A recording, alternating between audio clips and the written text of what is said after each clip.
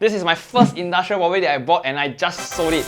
I'm going to break down exactly how I achieved more than 100% ROI for this investment in just 4 years' time. So I'm going to be as transparent as I can, showing you all the expenses that I have paid for this property. So let's see the calculations. Let's go. Now I've already written here, this is the first unit, Trade Hub 21 is an industrial unit. This was the purchase price, 778,888, and the sale price is 830k. Alright, so from here, you're able to calculate the capital appreciation already. Alright, but we'll get to that again. So, to acquire the property, we have to look at the cost of investment. First of all, we're very lucky to get a 10% down payment. So how much was the 10% down payment? It was 77k888.80. Okay. Other than that, there's also a stamp fee that we have to pay to the government. That's a stamp duty. So this is like that one. Okay. We have to incorporate the company just to use a company structure to buy. We have to get a corporate secretary to do the accounts for us. And then we had a one-time fee of a GST registration. And lastly, to get a bank loan, there was a bank loan fee or bank facility fee, all like that. Alright, so the total cost of investment was actually 97,004.80. Okay, so these are the amount of money just to get started. But actually not true, because along the way there are other costs. So for example, when we want to claim the GST, we got to pay $200. And then there's a yearly company filing, that's 3,008. There's also some government rules. Then when we get a rental, we have to pay the agent commission to get our tenant. There was a sale commission, right? By selling the property, the sale commission was like 16,600. Alright, now you may be wondering, these two need to pay GST or not? Because, as you know, if your business is registered with GST, any goods and services that you purchase don't need to pay GST, right? So these two don't need to pay GST. Yeah? We also have monthly expenses. Okay, so what are some of the monthly expenses? Now, it includes the maintenance fee of the building, so that's about 210 monthly. There's also a property tax, which is about 268.33 monthly. Alright, and the mortgage, okay, as of now I think it's 2,501.19. So, these are the monthly expenses that we will use a tenant's rent to cover.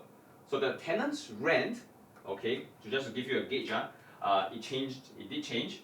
So at some point in time, it was 4,000, okay? At some point in time, it became 4,003. At some point in time, it also became $0. Why? Because the tenant went bust. So if you watch my previous video, right, the tenant changed 4 times for this unit, and definitely there were months where we didn't have a tenant in between. Alright, and also spend money for renovation and everything, right, which ate into the cash flow. So if we took 4,003, definitely we will be able to pay for all these expenses. Even 4,000 also can pay for all these expenses, right? But when we have 0, then obviously we have to pay it for ourselves. All in all, okay, the cash flow over the last 4 years was, okay, total 46k819.2. Alright?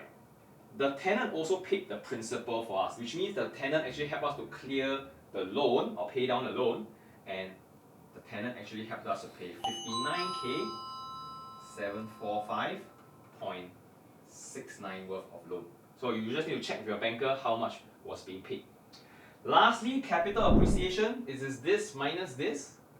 So I'll put a number 3 here. Your capital appreciation you can calculate for yourself. That is actually 51k112. Okay? So now, all in all, what are my total profits? My total profits here will be 157, okay, 676.89. However, my total profits, is it for me to keep? Obviously no, because what I want to know is, after minusing all these expenses, what is my net profit? Alright, so I'm just going to put it here. Net profit, okay, my net profit is actually the total profit minus total expenses. Okay, so my total profit is here, already written already. This is my total profit. Okay, what is my total expenses? my total expenses is actually 44K866. How did I get this? How did I get this 44K866? Very simple. What are my expenses? This, and this. Okay? For example, I pay the government stamp duty, it's an expense. Once I pay, I'll never get it back again. Alright? Same thing for all these incorporation or whatever, it's all paid and never going to get back. I don't count down payment as an expense because once I sell, I'm going to get it back. Right? So all together, once you add it up, you will get this. And now, so what is my net profit here? I'm just going to box it up here. What's my net profit here? Once you minus that, equals to 112,810.89. This is my net profit. Now, what I want to know is how much did my money work for me? What is my ROI? How hard the money has been working for me? So ROI here, just like when you go for other investments, they'll tell you how many percent you make per year, right? So ROI, very simple, it's my net profits. Okay, net profits divided by my cost of investment. Okay? Once again, this is my cost of investment. I had to pay this money to acquire the property. So this is cost of investment. What is my net profit? This is my net profit. So basically is this one here divided by this one here. All in all, what did I get? I got 116%. 116%, wow, over 4 years. So if you divide it by 4 years of holding the property, it works out to 29% per year. All the costs factored in as much as I can. Sometimes there was no cash flow, sometimes I had to pay for renovation and everything. And of course we still have to pay agent fee to sell the place, but end of the day, we got 29%. I think it's a very good results.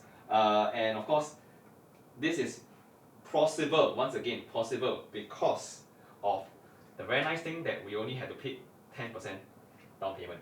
Of course, COVID also gave us a boost that we are able to sell at a pretty decent capital appreciation.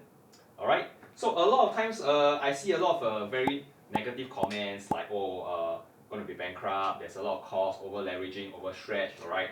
But I think that's also because people don't know how to calculate and don't know how to see the profits. But I hope this transparent calculation will actually let you know and let you have the confidence that, hey, we're getting very good profits here. And this is close to 30%, right? Even I think 10%, it's already more than what a lot of other instruments are giving, right? This is 3 times more than 10%.